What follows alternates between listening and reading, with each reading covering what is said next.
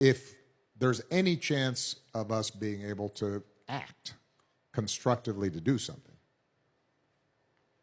it will require an admission of complexity and maintaining what on the surface may seem contradictory ideas.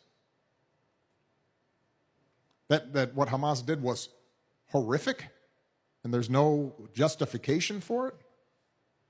And what is also true is that the occupation and what's happening to Palestinians is unbearable. And what is also true is that there is a history of the Jewish people that may be dismissed unless your grandparents or your great-grandparents or your uncle or your aunt tell you stories about the madness of anti-Semitism. And what is true is that there are people right now who are dying who have nothing to do with what Hamas did. And what is true, right? I mean, we can go on for a while. And the problem with the social media and trying to TikTok activism and trying to debate this on that is you can't speak the truth. You can pretend to speak the truth. You can speak one side of the truth. And in some cases, you can try to maintain your moral innocence, but that won't solve the problem. And so if you want to solve the problem, then you have to take in the whole truth.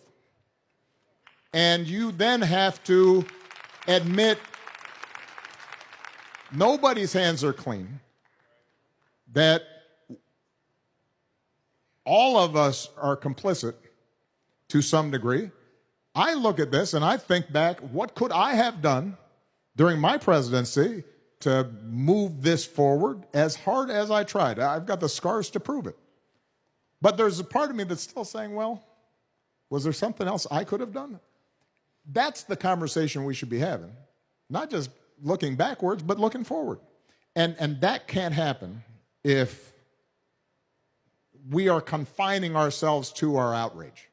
I would rather see you out there talking to people, including people who you disagree with. If you genuinely want to change this, then you've got to figure out how to speak to somebody on the other side and listen to them and understand what they are talking about and not dismiss it. Because you can't save that child without their help. Not in this situation.